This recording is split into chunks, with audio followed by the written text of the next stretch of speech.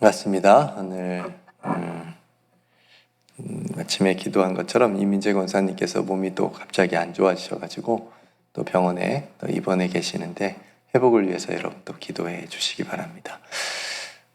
다시 시즌2 러브레터의 비전을 함께 나누겠습니다. 하나님에게 러브레터를 받는 자녀가 되고 세상으로 러브레터를 전하는 교회가 됩시다.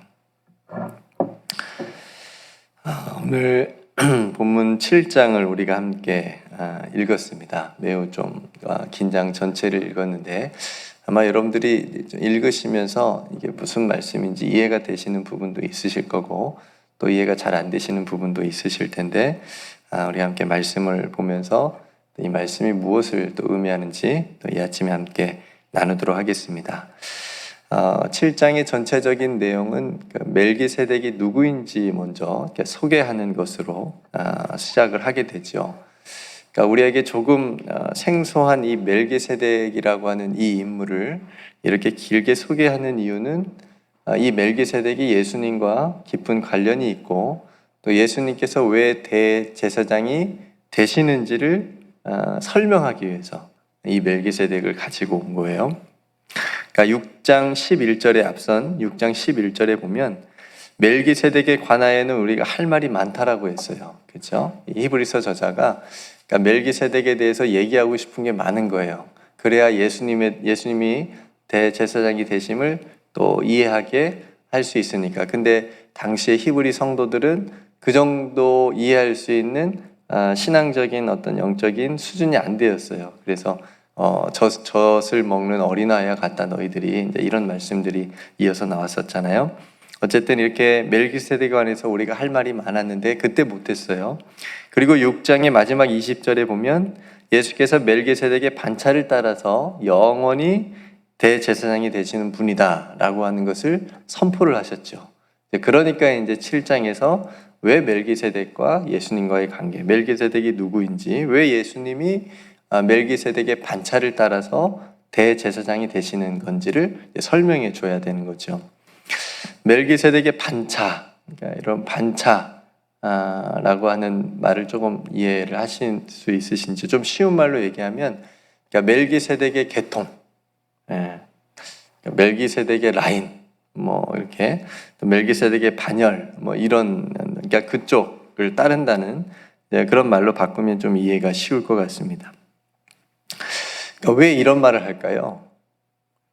그러니까 예수님의 대제사장의 역할을 당시 사람들이 인정을 안 했기 때문이겠죠. 그렇죠? 무시했기 때문이었겠죠. 오늘 말씀에도 그 중간중간에 나오지만 예수님은 제사장이 될 수 없다. 왜? 예수님은 레위 지파가 아니지 않느냐. 그렇죠? 레위 지파에게서 제사장들이 계속 나왔는데 그 레위 자손의 그 계통을 통해서 그 반차를 통해서 계속 제사장 역할을 해왔는데 예수님이 제사장이라면 레위 지파여야 되는데 예수님은 유다 지파였잖아요. 그러니까 그걸 계속 무시하는 아니다라고 얘기하는 사람들이 있었기 때문에 예수님의 대제사장직을 또 이해시키고 설명하기 위해서 지금 멜기세덱을 가지고 온 거죠. 네. 히브리서 저자가 이렇게 그러니까 예수님의 대제사장직이 그리고 일반 제사장들과 비교해서 탁월하다라고 하는 것을 설명을 또 오늘 본문을 통해서 해주고 있는 거죠. 그러니까 멜기세덱이 예수님의 대제사장직의 모형이라고 할 수 있어요. 모형. 그러니까 모형이라고 하는 말은 여러분들 그러니까 미리 보여주는 거. 그러니까 어떤 물체나 사물에 있어서 모형을 본떠서 보여주잖아요. 그러니까 이 모형은 실체가 아니지만 그 실체인 것처럼 미리 보여주는 거 이제 모형이라고 얘기하잖아요. 그러니까 멜기세덱은 예수님의 대제사장직의 모형이라고 할 수 있다라고 하는 거죠. 그런 인물이었습니다. 그러니까 멜기세덱이 어떤 사람인지 한번 소개를 볼까요? 1절에 먼저 보면 살렘 왕이요 지극히 높으신 하나님의 제사장이라고 소개를 하고 있습니다. 여기서 살렘이라고 하는 것은 옛 예루살렘을 의미하는 겁니다. 그러니까 옛 예루살렘이라고 하는 곳에 왕이었다라고 하는 거죠. 그러니까 그리고 왕이면서 지극히 높으신 하나님의 뭐예요? 제사장이라고 얘기를 합니다. 그러니까 왕이면서 제사장이었어요. 예수님도 그런 거죠. 예수님도 만왕의 왕이면서 오늘 계속해서 제사장이라고 하는 것을 부각시키기 위해서 지금 이 말씀을 하시는 거예요, 예수님께서. 그리고 2절 중간쯤에 여러분 보시면 멜기세덱의 이름을 해석하면 먼저는 의의 왕이요, 그 다음은 살렘 왕이다. 왕이니 곧 평강의 왕이라고 소개를 합니다. 그러니까 멜기라고 하는 말은 왕이란 뜻이에요, 멜기가. 그리고 세덱은 의예요, 의. 그러니까 멜기세덱은 뜻이 뭐예요? 의의 왕. 예. 그래서 멜기세덱이라고 하는 이름의 뜻이 의의 왕입니다. 그 살렘이라고 하는 말은 살롬에서 왔어요. 그래서 살롬은 무슨 뜻이죠? 평강. 그래서 평강의 왕이다 라고 하는 말이죠. 또 멜기세덱이 굉장히 신비한 인물로 그려지고 있어요. 3절에 보니까 아버지도 없고 어머니도 없고 족보도 없고 시작한 날도 없고 생명의 끝도 없어 하나님의 아들과 닮아서 항상 제사장으로 있느니라. 이런 사람이 있을까요? 이 세상에 있는 사람은 다 누구나 부모가 있죠. 아버지가 있고 어머니가 있고 시작한 날이, 태어난 날이 있는 거고 생명의 끝이 다 있는데 멜기세덱은 그게 없는 사람이다라고, 신비한 사람이라고 소개를 하고 있는 거예요. 그러니까 예수님의 모형이라고 소개를 하려다 보니까 히브리서 저자가 너무 높인 것 같아.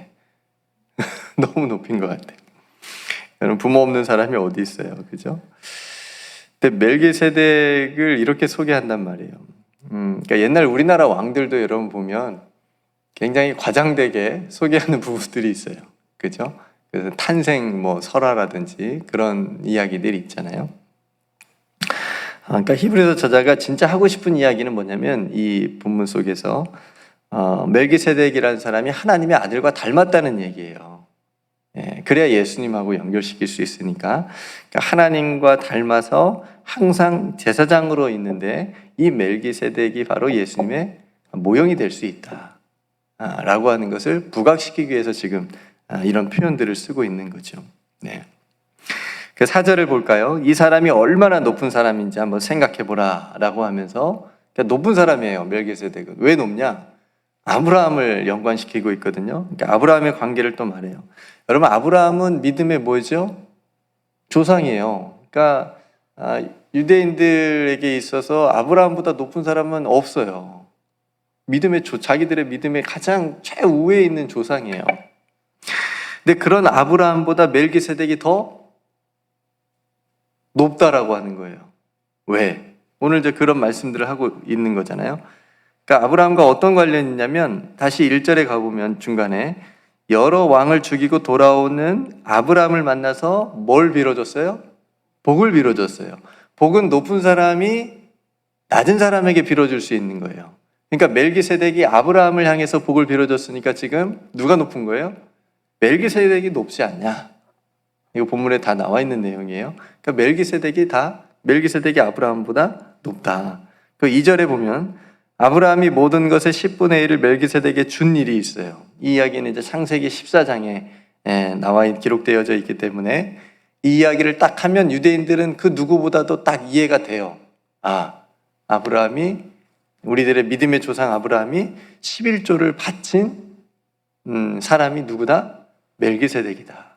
그러니까 멜기세덱이 믿음의 조상, 믿음의 아버지로부터 불리는 아브라함보다도 그래서 더 높은 사람이고 신비로운 인물이고, 또 5절에 보니까 제사장 계열로 이어지는 레위의 아들들이 나오는데 아브라함이 바로 레위의 조상이기도 하잖아요.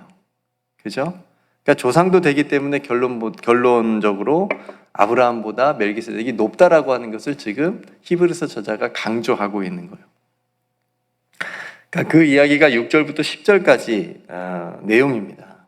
그래서 10절에 보면 또한 10분의 1을 받는 레위도 아브라함으로 말미암아 10분의 1을 바쳤다고 할 수 있다. 그러니까 멜기세덱에게 바친 거나 마찬가지다. 그죠? 그죠? 9절에 10분의 1을 받는 레위도 아브라함으로 말미암아 10분의 1을 바쳤다고 할 수 있다. 10절에 보면 이는 멜기세덱이 아브라함을 만날 때 레위는 이미 자기 조상의 허리에 있었기 때문에, 그러니까 아브라함의 자손이었기 때문에 레위가, 그러니까 자기의 믿음의 조상이 바친 것이 레위가 바친 것과 동일하다. 그런 내용을 말씀하고 있습니다. 그러니까 우리가 아는 대로 레위 자손들은 땅을 기업으로 받지 못했기 때문에 받지 않았어요. 대신에 다른 지파 족속들에게서 10분의 1을 받아서 그것을 받아서 생활을 하면서 제사장 직분을 사명을 감당했기 때문에 이런 해석을 지금 하고 있는 겁니다. 여기까지 이해되시죠? 네, 몇 가지 중요한 포인트만 여러분들이 생각하시면 될 것 같아요. 그러니까 정리해 보면 멜기세덱이 아브라함으로부터 11조를 받은 것은 아브라함보다 멜기세덱이 높은 자이기 때문에, 그리고 복을 빌어주는 것도 높은 자가 낮은 자에게 빌어줄 수 있는 거기 때문에 멜기세덱이 빌어줬기 때문에 멜기세덱이 높은 거다. 높은 자라고 하는 거죠. 그러니까 멜기세덱이 레위 족보에도 들지 않고도, 그렇죠? 지극히 높으신 하나님의 제사장이라고 강조를 하고 있잖아요. 레위 족속이 아닌데도 제사장이라고 불렸어요. 지금 다 누구를 설명하기 위해서예요? 결론적으로 예수님. 예수님도 레위 자손이 아님에도 불구하고 대제사장임을 설명하기 위해서 지금 멜기세덱을 가져온 거라고 여러분들에게 계속 말씀드리는 거예요. 네. 그러니까 14절에 보면 우리 주께서는 유다로부터 난 것이 분명하도다. 그러니까 예수님은 레위 자손이 아니다라고 하는 것을, 유다 자손이라고 하는 것을 말해주면서도 유다 자손임에도 하나님께 특별히 부름받은 멜기세덱과 같은 대제사장이 되실 수 있다 없다? 있다. 네, 이걸 말씀하고 싶은 거예요. 그러니까 여기서 히브리서 저자가 왜 이렇게 복잡하고 좀 어려운 것 같은 설명을 하고 있냐면, 앞에도 말씀드렸다시피 이거를 무시하고 인정하지 않는 사람들이 있었기 때문에, 그리고 믿는 유대계 그리스도인들도 이 부분을 헷갈렸기 때문에 자꾸 옆에서 아니다라고 얘기를 하니까 진짜 아닌가? 예수님이 제사장이 될 수 있나?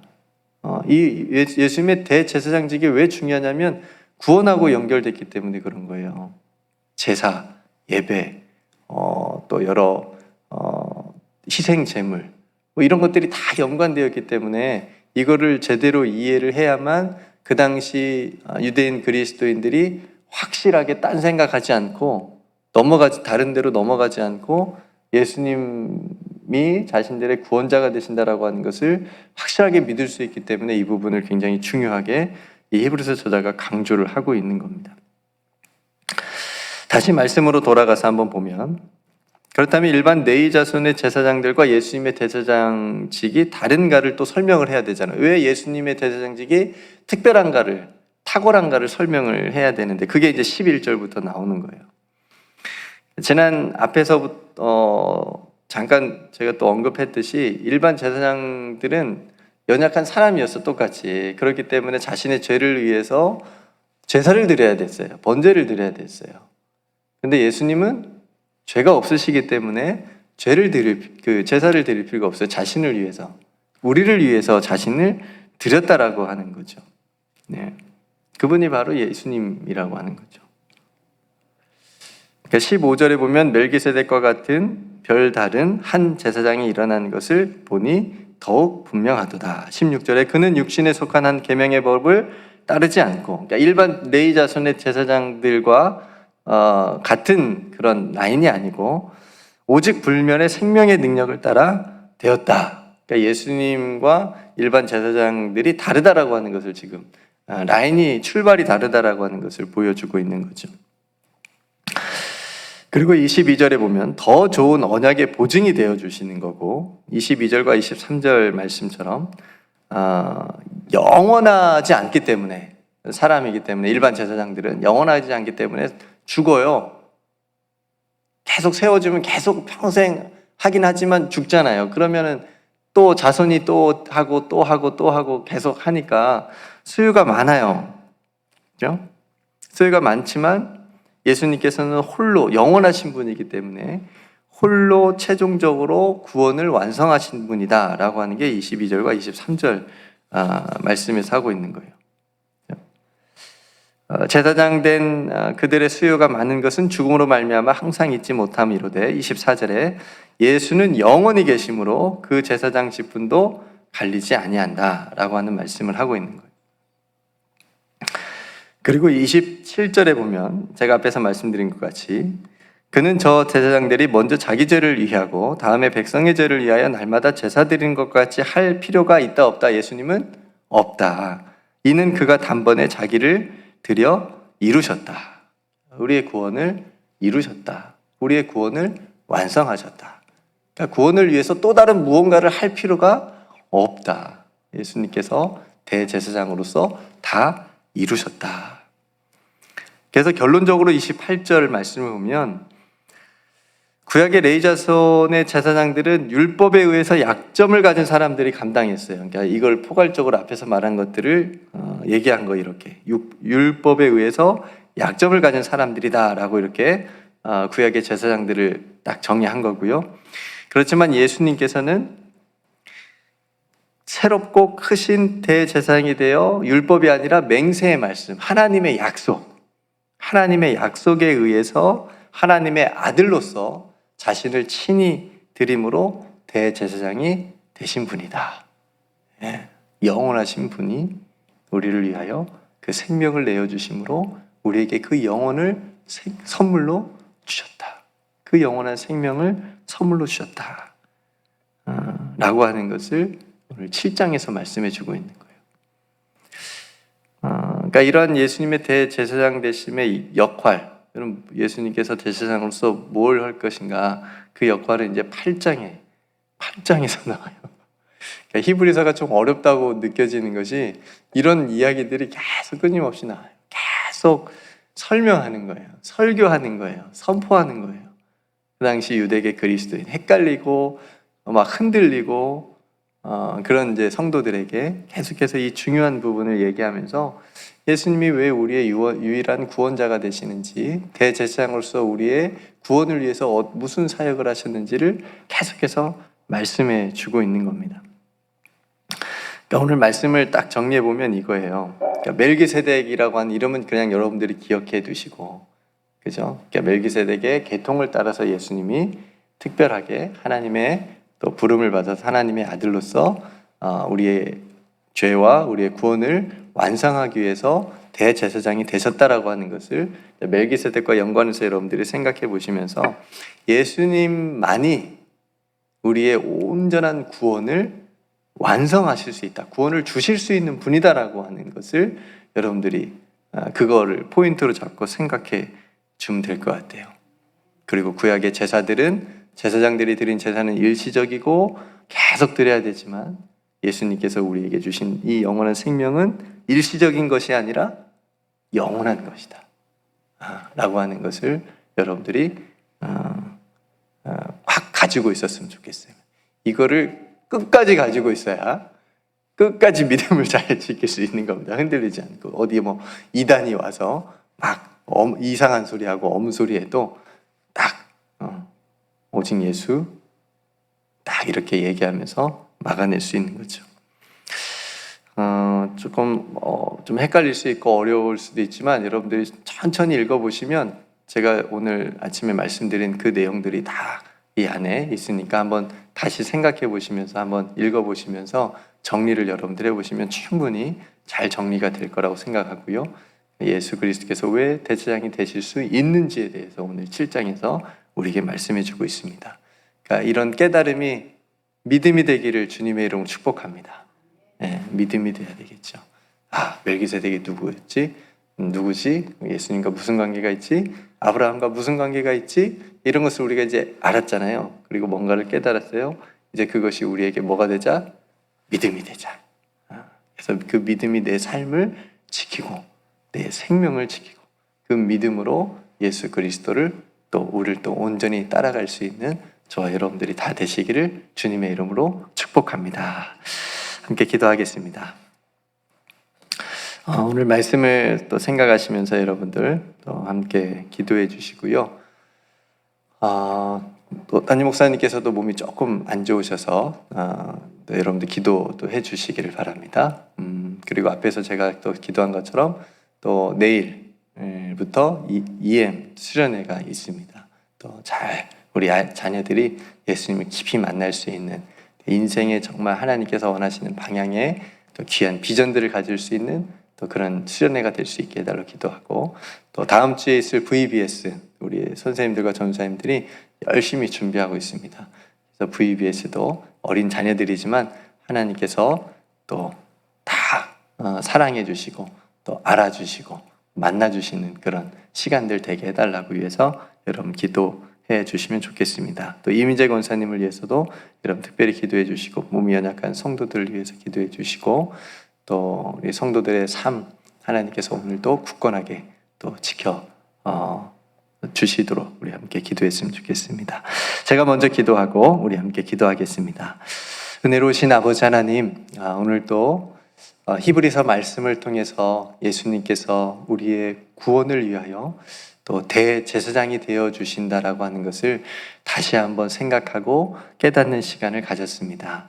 하나님 말씀을 통해서 우리가 알게 되고 깨닫는 이 모든 지식들이 우리의 믿음이 되게 하여 주시옵소서.